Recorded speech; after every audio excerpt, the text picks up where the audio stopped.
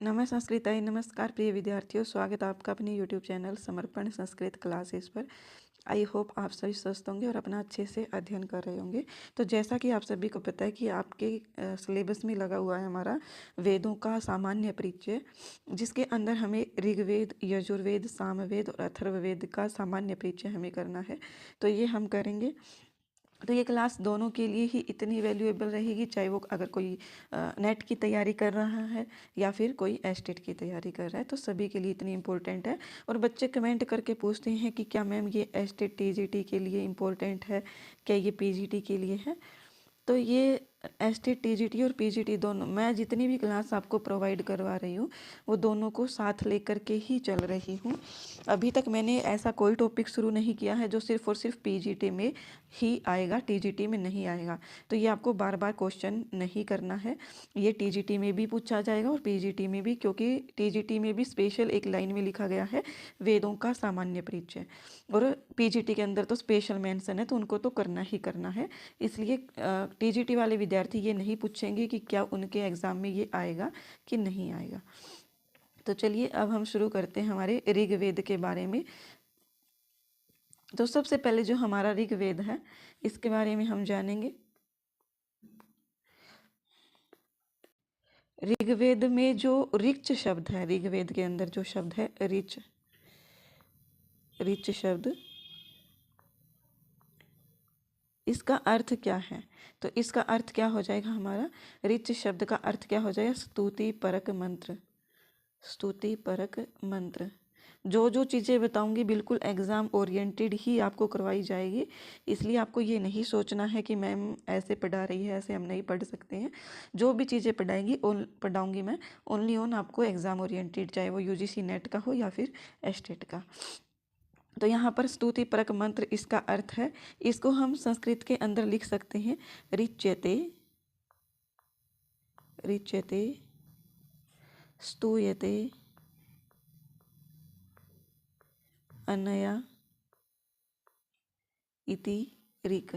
तो ये हमें संस्कृत की एज इट इज़ लाइन दे करके ऋच्यते, स्तूयते, अनया इति डैश दे करके पूछा जा सकता है कि क्या आएगा? ऋक आएगा, यजु आएगा, साम आएगा। तो ये हमें पता होना चाहिए क्या आएगा? ऋक, क्योंकि ये ऋक की है, क्योंकि ऋक की है। ऋक मतलब ऋग्वेद। तो यहाँ पर ऋग्वेद के अर्थ से संबंधित यही है। और ये जो ऋग्वेद है ये क्या है? ऋचाओं का संग्रह है। ऋचाई क्या होती है? ऋचाई होती है मंत्र। क्या है? ऋचाई क्या होती है? ऋचाई होती है मंत्र। और ऋचाओं का संग्रह क्या कहलाता है? ऋग्वेद कहलाता है। क्या कहलाता है? ऋचाओं का संग्रह ही ऋग्वेद। इसीलिए इसको क्या कहा जाता है? ऋग्वेद संहिता कहा जाता है। क्या कहा जाता है? ऋग्वेद संहिता। तो ये मैं आपको कोशिश करूँगी कि आपको पीडीएफ प्रोवाइड करवा दूँ इसकी, क्योंकि मुझे पता लग गया कि हम इसका स्क्रीनशॉट भी रख सकते हैं। तो यहाँ पर आपको एज इट इज़ ये प्रोवाइड करवा दिया जाएगा। किससे होता है स्क्रीनशॉट? इससे तो नहीं हो रहा।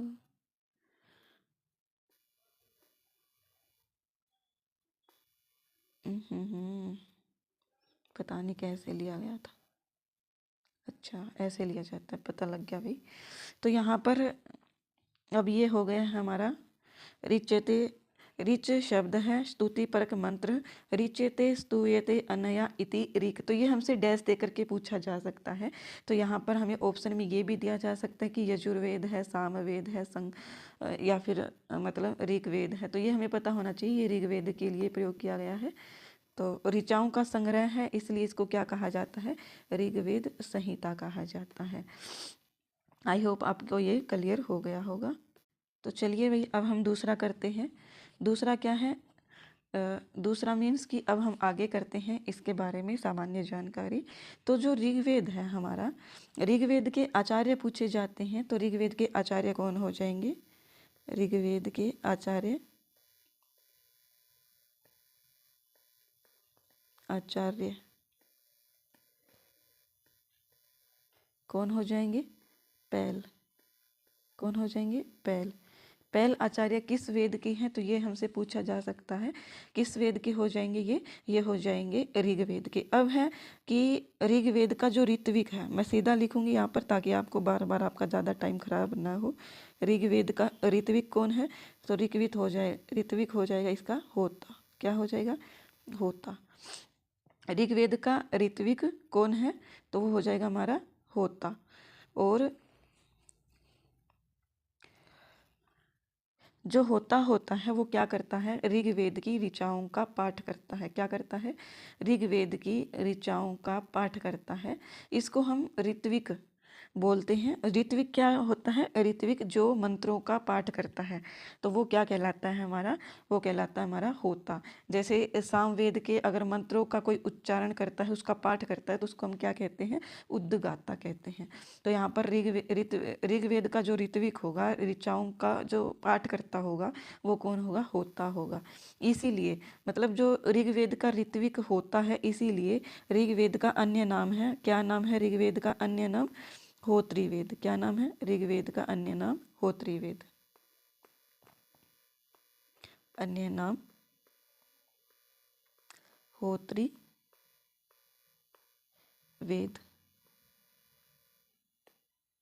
होत्रिवेद ऋग्वेद का अन्य नाम है। एक नाम और आता है, वो क्यों कहा जाता है, क्योंकि ऋग्वेद के अंदर 10 मंडल है। कितने मंडल है, 10 मंडल। ये विभाजन मैं करवाऊंगी, लेकिन पहले हम अन्य नाम का जिक्र कर रहे हैं। तो एक और नाम आता है ऋग्वेद का, जो क्या है, 10 तई। तो ये भी आपको पता होना चाहिए, क्या है, 10 तई ऋग्वेद के अन्य नाम है।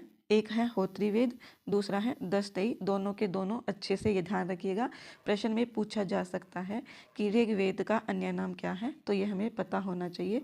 ये मैंने रख लिया स्क्रीनशॉट, और अब हम इसको कर देते हैं इरेज। तो चलिए, अब हमारा काम आसान हो गया है कल वाले से। तो यहाँ पर ऋग्वेद का जो विभाजन है वो 2 प्रकार से किया जाता है। ऋग्वेद का विभाजन, ऋग्वेद का विभाजन 2 प्रकार से किया जाता है। एक है हमारा अष्टक क्रम, दोनों के दोनों पूछे जाते हैं एग्जाम में, मोस्ट इम्पोर्टेंट है। एक है हमारा अष्टक क्रम, और दूसरा हमारा क्या है, मंडल क्रम। क्या है, मंडल क्रम। तो पहले हम अष्टक क्रम देखते हैं, फिर हम मंडल क्रम को समझेंगे कि क्या है। तो अष्टक क्रम के अंदर क्या है कि ऋग्वेद का जो विभाजन किया गया है, जैसे हमारी जो है अभिज्ञान शाकुंतलम है, उसका विभाजन हम कैसे करते हैं, तो उसका हम अंकों में करते हैं। और अंकों में भी कितने अंक हैं, 7 अंक है। तो इसी प्रकार से ऋग्वेद का विभाजन किया जाता है, वो 2 तरीके से किया जाता है। अगर हम अष्टक क्रम को लेकर के चले, तो इसमें कितने अष्टक हैं, 8 अष्टक है। कितने, 8 अष्टक है, 8 अष्टक है इसके अंदर। और प्रत्येक अष्टक में कितने अध्याय हैं, 8। कितने हैं, प्रत्येक अष्टक में कितने अध्याय हैं, 8। तो 8 अगर प्रत्येक अष्टक में अध्याय हैं, प्रत्येक अष्टक में 8 अध्याय,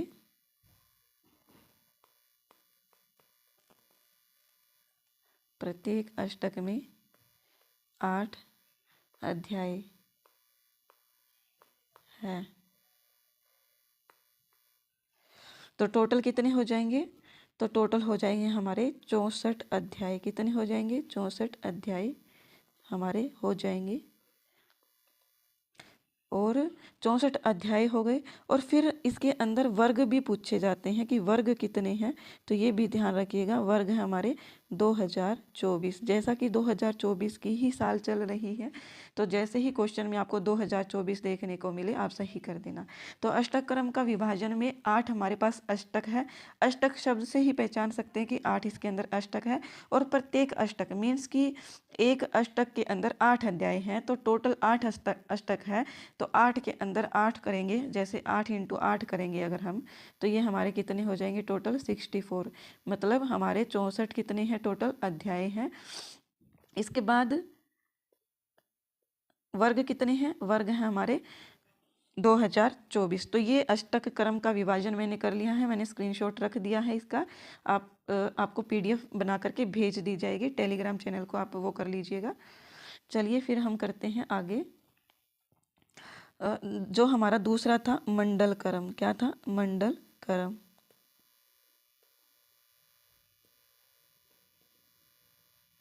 मंडलकरम, मंडलकरम के अंदर कैसे विभाजन किया गया है? तो टोटल हमारे मंडल कितने हैं? 10 मंडल है। कितने मंडल है? 10। 10 हमारे मंडल आ जाते हैं। अनुवाक पूछे जाते हैं, बहुत बार एग्जाम में देखने के लिए भी मिला है। अनुवाक हमारे टोटल कितने अनुवाक है? टोटल 85 अनुवाक है। कितने? 85 अनुवाक है। और सूक्त की संख्या भी पूछी जाती है।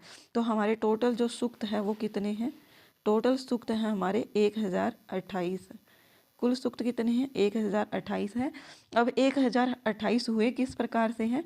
तो वो देखिए, 1017 क्या है? हमारे सीधे सूक्त है। 1017 हमारे सूक्त है, प्लस में 11 हमारे क्या है?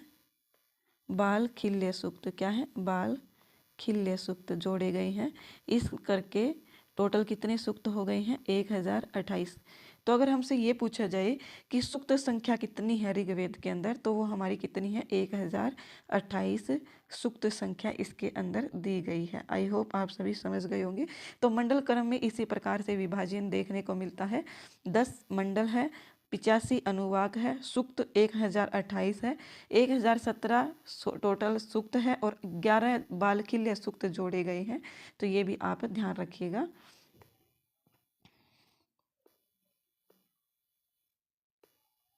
चलिए आगे करते हैं। फिर आता है कि ऋग्वेद के पद पाठकार को क्या कहते हैं? ऋग्वेद का पद पाठकार मतलब पद जो होता है उसका पाठ करने वाला कौन है? तो वो है हमारे शाक्य ऋषि। कौन है? शाक्य ऋषि। ध्यान रखिएगा, पूछा जाता है कि ऋग्वेद के पद पाठकार कौन है। पद पाठकार क्या होता है? जैसे हम किसी मंत्र को देखते हैं तो मंत्र के अंदर आप सभी ने देखा होगा, जैसे मैंने यहाँ लिखा अग्नि मीड़े, अग्नि मीड़े, ये मैंने यहाँ पर लिखा अग्नि मीले। तो यहाँ पर अग्नि मीले लिखा, तो यहाँ पर जो इसका पद पाठ होगा वो क्या होगा? अग्निम, अग्निम ईड़े। क्या होगा? अग्निम ईड़े। इसको हम इस प्रकार से भी लिख सकते हैं और इस प्रकार से भी लिख सकते हैं, दोनों ही सही है क्योंकि उच्चारण ले ही किया जाता है। तो यहाँ पर इसका ये क्या हो गया? पद पाठ हो गया। तो इसका जो ऋग्वेद का पद पाठ करने वाला है वो कौन है हमारे? तो वो हो जाएंगे हमारे शाक्य ऋषि। कौन हो जाएंगे? शाक्य ऋषि हो जाएंगे। आई होप आपको ये समझ में आ गया होगा। ऋग्वेद का उपवेद क्या है? तो ये भी हमसे प्रश्न में पूछा जा सकता है, ये भी आप अच्छे से ध्यान रखिएगा। ऋग्वेद का उपवेद क्या है? उपवेद वो क्या हो जाएगा? तो ये हमारा हो जाएगा आयुर्वेद। क्या हो जाएगा? आयुर्वेद। बहुत बार क्वेश्चन देखने को मिले हैं, अच्छे से ध्यान रखिएगा। ऋग्वेद का उपवेद क्या हो जाएगा? वो हो जाएगा हमारा आयुर्वेद। और ऋग्वेद शब्द की जो उत्पत्ति हुई है वो किस से हुई है? तो ये हुई है अग्नि से। किस से हुई है? अग्नि से उत्पत्ति हुई है ऋग्वेद शब्द की, ये ध्यान रखिएगा। ऋग्वेद की जो उत्पत्ति हुई है शब्द की मान लीजिए या ऋग्वेद की मान लीजिए, तो वो किससे बताई गई है? अग्नि से बताई गई है। अगर ऐसा प्रश्न देखने के लिए मिल जाए तो ये आप ध्यान रखिएगा, किससे हुई है? अग्नि से इसकी उत्पत्ति हुई है। अब है कि जो ऋग्वेद की क्या कहते हैं, ऋग्वेद में टोटल मंत्र कितने हैं ये भी हमसे पूछा जा सकता है, तो ये भी आप ध्यान रखिएगा। ऋग्वेद में टोटल मंत्र कितने हैं? ऋग्वेद में मंत्र संख्या,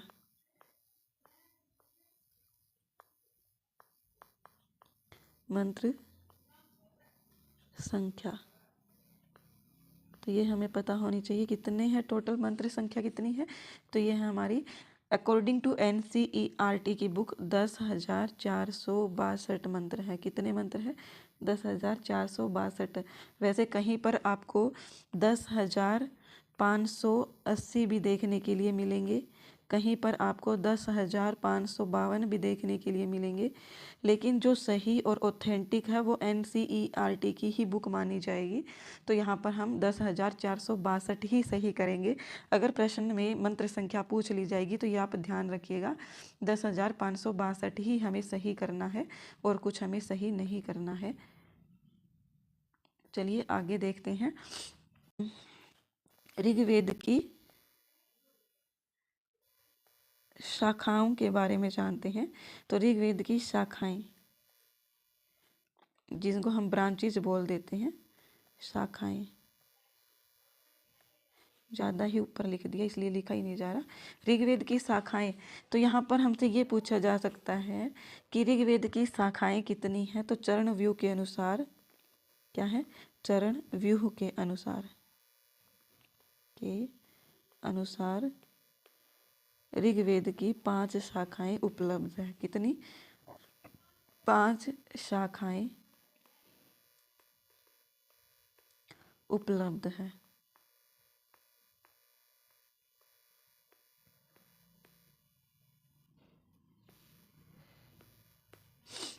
5 शाखाएं उपलब्ध हैं ऋग्वेद की। अब कौन कौन सी है, मोस्ट इम्पोर्टेंट है, इनकी सीक्वेंस भी पूछी गई है UGC नेट के एग्ज़ाम में भी, चाहे आप उठा करके देख लीजिएगा। तो ये आप इसकी सीक्वेंस अच्छे से ध्यान रखिएगा। तो यहाँ पर शाकल शाखा, वाष्कल, तीसरा है हमारा आश्वलायन, क्या है, आश्वलायन, फोर्थ है हमारा सांख्यायन,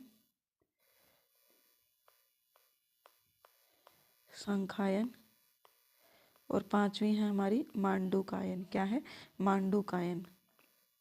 तो ये आप थोड़ा सा बार बार रिपीट करेंगे तो आपको अच्छे से याद हो जाएगी। मांडूकायन है भाई, ये थोड़ा सा देख लीजिएगा, मांडूकायन। ये आप थोड़ा सा 2-3 बार जब बोलोगे, शाकल, वाष्कल, आश्वलायन, सांख्यायन, मांडूकायन, तो आपको ये सीक्वेंस में ही याद रखनी है, क्योंकि इसका क्रम भी पूछा जाता है। और ये किसके अनुसार उपलब्ध है? तो ये चरण व्यू के अनुसार है। चरण व्यू के अनुसार 5 शाखाएं उपलब्ध है। और वर्तमान समय में जो ऋग्वेद की शाखा उपलब्ध है वो कौन सी है? तो ये 5 भी आपको ध्यान रखनी है। मैंने इनका स्क्रीनशॉट रख दिया है। अब है कि जो शाखा वर्तमान समय में उपलब्ध है वो कौन सी है? तो वो हो जाएगी हमारी ऋग्वेद की जो वर्तमान में उपलब्ध शाखा है,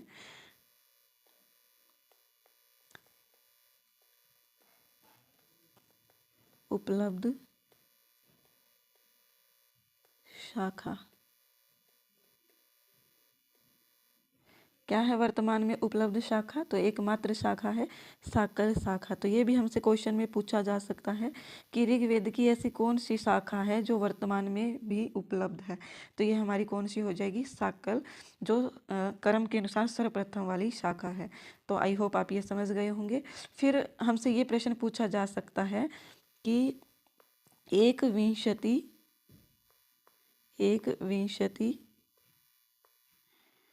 धा बाह वृक्षम, एक विंशतिदा बाह वृक्षम, ये किसने कही है? ये हमसे प्रश्न में पूछा जा सकता है। तो ये कही है हमारे पतंजलि ने। क्या कहा गया है? पतंजलि ने। और पतंजलि ने क्या कहा है, ये क्या कह रखा है इसके अंदर? तो पतंजलि ने कहा है, महाभाष्य के अंदर कहा है कि, हमसे ये भी पूछा जा सकता है कि ये कहाँ पर वर्णित है? तो ये पतंजलि द्वारा रचित महाभाष्य में। और ये कहा क्या है? तो इन्होंने कहा है कि जो ऋग्वेद की शाखाएं हैं ना, ऋग्वेद की शाखाएं वो टोटल कितनी हैं? 21 शाखाएं हैं। तो हमसे प्रश्न में ये भी पूछा गया था कि ऋग्वेद की 21 शाखाएं किसके द्वारा कही गई है? तो वो हमारे पतंजलि ने कही है। चरणव्यूह के अनुसार टोटल 5 शाखाएं हैं, याद रखिएगा। 5 शाखाएं चरणव्यूह के अनुसार है और 21 शाखाएं पतंजलि के अनुसार है। वर्तमान में उपलब्ध शाखा कौन सी है? तो वो है हमारी शाकल शाखा। चलिए, आई होप आपको ये समझ में आ गया होगा। अब हम करते हैं ऋग्वेद के ब्राह्मण। क्या है? ऋग्वेद में ब्राह्मण कौन कौन से हैं ये जान लेते हैं। ब्राह्मण ग्रंथ,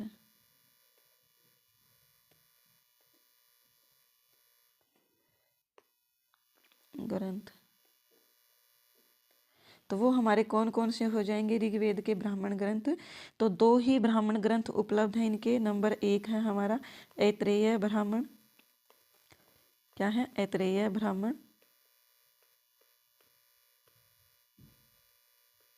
और नंबर 2 है हमारा कौशितकी, क्या है कौशितकी ब्राह्मण। तो हमसे ना एक क्वेश्चन पूछा गया है, बार बार देखने को मिलता है कि कौशितकी का अन्य नाम क्या है। तो वो क्या हो जाएगा सांख्यायन, क्या हो जाएगा सांख्यायन। कौशितकी का ही क्या है अन्य नाम है। या फिर ये पूछा जा सकता है सांख्यायन का अन्य नाम क्या है। तो ये दोनों ही एक दूसरे के अन्य नाम है, तो ये आप ध्यान रखिएगा। कौशितकी का अन्य नाम सांख्यायन है। प्रश्न में अगर ऐसा दिया जाए सांख्यायन का अन्य नाम क्या है, तो वो हो जाएगा हमारा कौशितकी। तो यहाँ पर ऋग्वेद के ब्राह्मण से रिलेटेड यही जानने के लिए है। अगर कोई विद्यार्थी ये सोच रहे हैं कि मैम हम तो नेट की तैयारी कर रहे हैं और आप नेट के लेवल का नहीं पढ़ा रहे हैं, तो ये बच्चों ऋग्वेद का सामान्य परिचय आपको करवाया जा रहा है। यहाँ पर यही होगा। अगर कोई कर रहा है ऋग्वेद मतलब यूजीसी नेट की तैयारी, तो वो आप मुझे कमेंट कर दीजिएगा। मैं आपको अलग लेवल का, अलग लेवल मीन्स कि सामान्य परिचय के अंदर तो यही होगा, जैसे ऋग्वेद के अंदर तो यही पूछा जाएगा कि ऋग्वेद के ब्राह्मण कौन से हैं। अब हमें अगर ब्राह्मण को डीपली पढ़ना है, ऐत्रेय ब्राह्मण को, कौशितकी ब्राह्मण को, या फिर जो इसके आरण्यक है उसको डीपली पढ़ना है, तो वो हम अलग से क्लास लेंगे, क्योंकि वो एस्टेट के विद्यार्थियों के लिए कोई काम की नहीं है और वो सामान्य परिचय में करवाई भी नहीं जाती है, अलग से ही होते हैं। सभी ब्राह्मण ग्रंथ अलग से पढ़े जाएंगे, सभी उपनिषद अलग से पढ़ी जाएगी, सभी आरण्यक अलग से पढ़े जाएंगे। इसलिए आपको ये नहीं सोचना है यहाँ पर ये सामान्य क्लास चल रही है तो यहाँ पर ये सामान्य ही चीज़ें करवाई जाएगी। अब बारी आती है, पता नहीं मैंने इसका स्क्रीनशॉट लिया है कि नहीं, मैं एक बार फिर से ले लेती हूँ। फिर अब बारी आती है हमारी ऋग्वेद के जो आरण्यक हैं वो कौन कौन से हैं, तो वो मैं आपको बता देती हूँ। ऋग्वेद के आरण्यक, ऋग्वेद के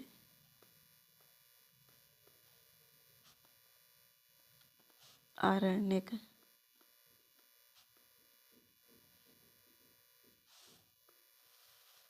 ऋग्वेद के आरण्यक में क्या आते हैं, दो ही आते हैं इनके आरण्यक, ऐत्रेय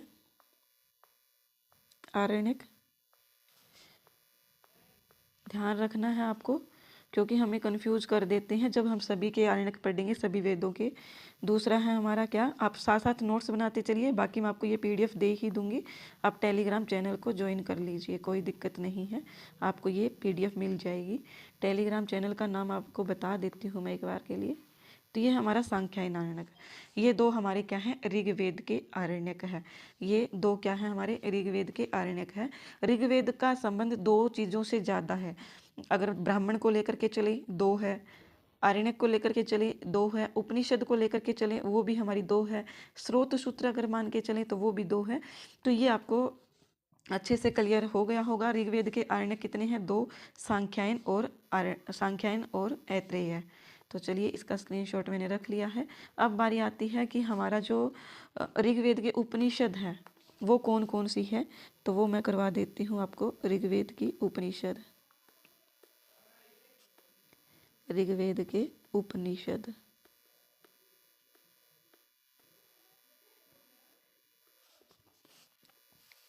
ऋग्वेद के उपनिषद कितने हैं, तो वो भी दो ही उपनिषद प्राप्त है। कौन कौन से हैं, तो सर्वप्रथम है हमारा ऋग्वेद का ऐत्रेय उपनिषद, क्या है ऐत्रेय उपनिषद, और दूसरा हमारा क्या है कौशितकी उपनिषद, क्या है कौशितकी। चूँकि मैंने आपको ऑलरेडी बता दिया है कि कौशितकी और सांख्यायन एक दूसरे के अन्य नाम है, तो आपको कौशितकी की जगह सांख्यायन भी देखने को मिल सकता है। तो ये भी हमारी किस से संबंधित है, ऋग्वेद से ही संबंधित होगी। किस से होगी, ऋग्वेद से ही संबंधित होगी। तो यहाँ पर हमारे ऋग्वेद के उपनिषद भी हो चुकी है, आरण्यक भी हो चुका है। अब आता है कि ऋग्वेद के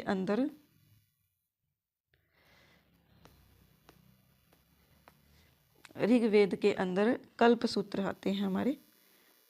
तो यहाँ पर पहले हम कल्प सूत्र होता क्या है ये समझ लेते हैं। कल्प सूत्र क्या होता है, जिन ग्रंथों में क्या है, जिन ग्रंथों में जिन ग्रंथों में यज्ञ संबंधी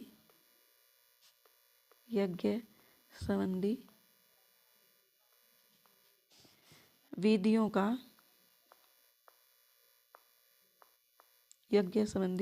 का समर्थन या प्रतिपादन किया जाता है। क्या किया जाता है? प्रतिपादन किया जाता है। वो क्या कहलाते हैं? हमारे कल्पसूत्र कहलाते हैं। क्या कहलाते हैं? कल्पसूत्र कहलाते हैं। कल्पसूत्र कहलाते हैं। ये आप अच्छे से ध्यान रखिएगा। कल्पसूत्र कहलाते हैं, अर्थात जिनके अंदर, जिन ग्रंथों के अंदर हमारा क्या किया जाता है? यज्ञ संबंधी, क्या किया जाता है? यज्ञ संबंधी विधियों का समर्थन या प्रतिपादन। मतलब जो हम यज्ञ करते हैं तो उसके लिए कुछ विधियों का प्रयोग किया जाता है, उसका प्रतिपादन जिसके अंदर किया जाता है वो हमारा क्या कहलाता है? कल्पसूत्र कहलाता है। क्या कहलाता है? कल्पसूत्र। अब कल्पसूत्र के भेद कितने हैं तो वो मैं आपको बता देती हूँ। कितने हैं कल्पसूत्र जो है, इसके कितने भेद हैं? कल्पसूत्र के 4 भेद हैं। तो हमसे सीधा का सीधा क्वेश्चन ये उठा करके पूछा जा सकता है कि कल्पसूत्र के कितने भेद हैं? तो 4 भेद हैं। ध्यान रखिएगा कौन कौन से हैं 4 भेद, ये ध्यान रखिएगा। सर्वप्रथम आता है स्रोत सूत्र। क्या है? स्रोत सूत्र। इसका कोई सीक्वेंस का चक्कर नहीं है, ना ही आपसे एग्जाम में पूछा जाएगा। जिसका क्रम पूछा जाएगा वो मैं आपको बताते हुए चलूँगी। तो यहाँ पर सबसे पहला आता है स्रोत सूत्र, फिर है हमारा धर्म सूत्र, तीसरा आ जाता है हमारा क्या आता है तीसरा? सुलभ सूत्र। और जो हमारा चौथा आता है वो क्या आ जाता है? वो आ जाता है हमारा ग्रह सूत्र। तो ये हमारे क्या है? कल्प सूत्र के 4 भेद हैं। मोस्ट इंपॉर्टेंट है, पूछा जा सकता है। स्रोत सूत्र, धर्म सूत्र, सुलभ सूत्र और ग्रह सूत्र, ये हमारे कल्प सूत्र के क्या है? 4 भेद है। ये मैंने स्क्रीनशॉट इसका रख दिया है। अब आगे हम ये एक एक करते हैं। तो यहाँ पर हमारा ऋग्वेद का स्रोत सूत्र क्या हो जाएगा? ऋग्वेद के स्रोत सूत्र कौन कौन से हैं तो ये मैं आपको बताती हूँ। ऋग्वेद के स्रोत सूत्र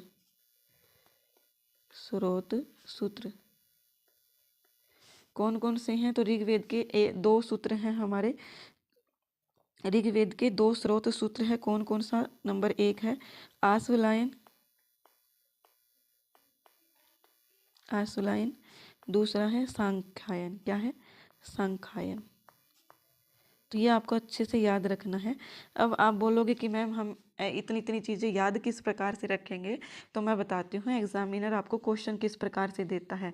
एग्जामिनर क्या करता है कि जैसे ऋग्वेद में हम कब से पढ़ते आ रहे हैं कि शाक्ल, वास्कल, आश्वलायन, सांख्यायन, मांडुकायन, ये पांचों की पांचों हमारी क्या होती है?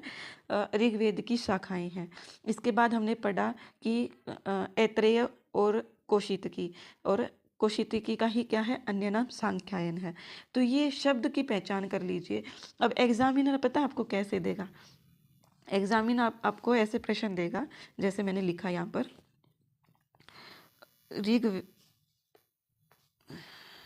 ऋग्वेद का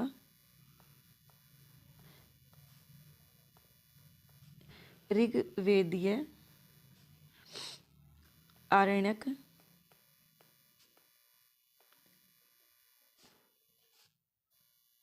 अस्ति कि इनमें से ऋग्वेदीय आरण्यक कौन सा है? ऑप्शन क्या देगा? ऑप्शन देगा आपको सांख्यायन,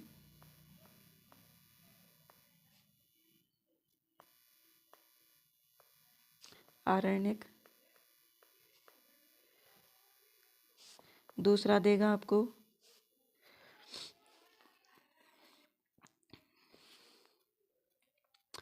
आश्वलायन आरण्यक,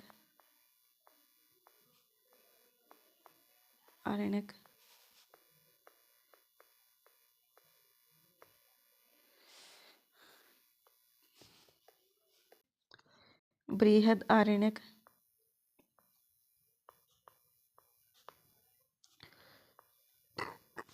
और चौथा हमें देगा तैत्तिरीय आरण्यक। तो आपको एनालिसिस कैसे करनी है, देखो ऋग्वेदीय आरण्यक अस्ति, तो यहाँ पर सांख्यायन आरण्यक ऋग्वेद से संबंधित है और आश्वलायन शब्द ऋग्वेद से संबंधित है। लेकिन आपने पढ़ा होगा आश्वलायन नाम का ना तो कोई ऋग्वेद में आरण्यक आया है, ना ही कोई उपनिषद आई है, ना ही कोई ब्राह्मण आए हैं। तो आश्वलायन क्या है हमारा, एक आश्वलायन हो जाता है हमारा एक स्रोत सूत्र। क्या हो जाता है, स्रोत सूत्र। तो बस एक ये शब्द ध्यान रखना है हमें। बाकी हमें पता ही है बृहद आरण्यक का ऋग्वेद में कहीं पर भी जिक्र नहीं है, ना ही तैत्तिरीय आरण्यक का ऋग्वेद में कहीं पर जिक्र है। तो यहाँ पर हमारा ऑप्शन नंबर सही हो जाएगा, ऑप्शन नंबर 1। आई होप आप समझ गए होंगे। इसी प्रकार से हमें इसकी एनालिसिस करनी है। तो आपको एग्जामिनर कभी भी ऐसा नहीं देगा कि आपको सेम ही शब्द उठा करके दे देगा और आप कन्फ्यूज हो जाओगे। एग्जामिनर हमेशा ऐसे ही करता है, ऑप्शन चारों वेदों से लेता है और पूछता है एक वेद के बारे में। चारों वेदों से ऑप्शन लेता है तो हमें ऋग्वेद के अगर शब्द की पहचान होगी तो हम पहचान जाएंगे कि हाँ ये सही होगा। आई होप आप ये समझ गए होंगे। चलिए अब हम करते हैं स्रोत सूत्र हमने पढ़ लिया है, 2 स्रोत सूत्र होते हैं ऋग्वेद के।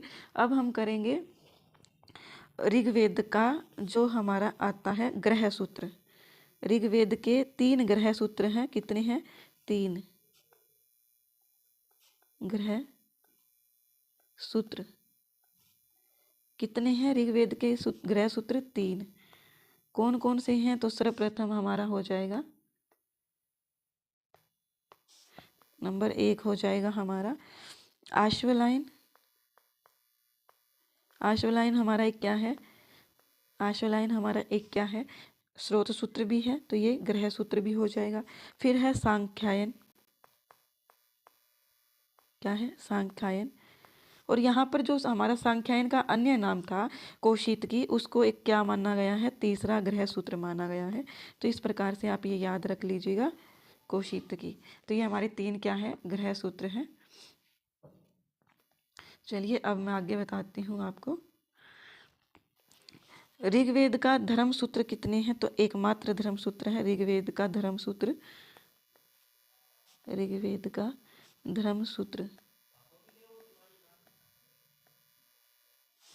तो वो कौन सा हो जाएगा हमारा, वशिष्ठ धर्म सूत्र। कौन सा हो जाएगा, वशिष्ठ धर्म सूत्र। एकमात्र धर्म सूत्र है और कोई ऋग्वेद का धर्म सूत्र नहीं है। सुलभ सूत्र प्राप्त नहीं होता है, ये भी ध्यान रखिएगा। सुलभ सूत्र जो है वो कोई भी नहीं है। तो यहाँ पर ये आपके तीनों ही कंप्लीट हो चुके हैं। सुलभ सूत्र कोई भी नहीं है, ऋग्वेद का धर्म सूत्र है, एकमात्र धर्म सूत्र है जो क्या है, वशिष्ठ धर्म सूत्र। क्या है, वशिष्ठ धर्म सूत्र। और प्रश्न हर बार आपको कैसे देखने को मिलेगा, ऋग्वेद के कभी भी आपसे ना तो स्रोत सूत्र पूछे गए हैं आज तक और ना ही ग्रह सूत्र पूछे गए हैं। ऋग्वेद का पूछा गया है तो सिर्फ और सिर्फ धर्म सूत्र।